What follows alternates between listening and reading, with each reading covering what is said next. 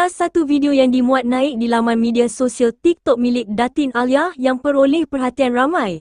Di dalam video berkenaan, memaparkan anak kepada Datin Alia dan Tok Ram yang membuat pelbagai jenis bunyi, rata-rata netizen teruja melihat video tersebut. Mereka juga mengatakan bahawa gelagat Zara sangat menarik perhatian ramai termasuk dengan kecomelan yang ada padanya itu. Bunyi dog macam mana bunyi dog?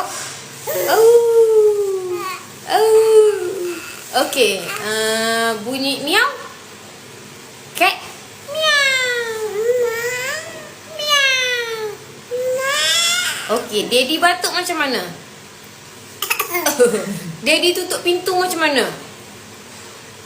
Dum. Daddy tutup pintu macam mana? Gum. Gum. Adik takut macam mana? Takut macam mana takut? Takut. Adik takut.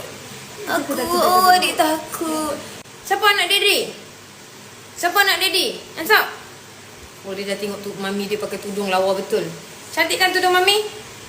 Adik, cantik kan tudung mami? Cantik ke tak? Sayang mami dulu, sayang. Hak mami, hak mami. Oh.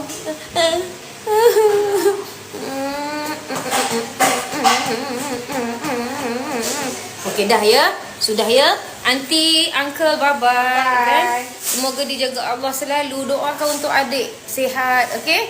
Kita jarang-jarang jumpa dah sekarang ni, cakap. Doa cepat. Always doa for adik, okey? Cakap. Doa untuk adik sihat, okey? Adik pun doa untuk aunty, uncle semua dekat luar, okey? Okey?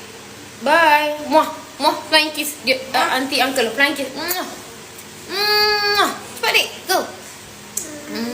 Muah. Bye-bye.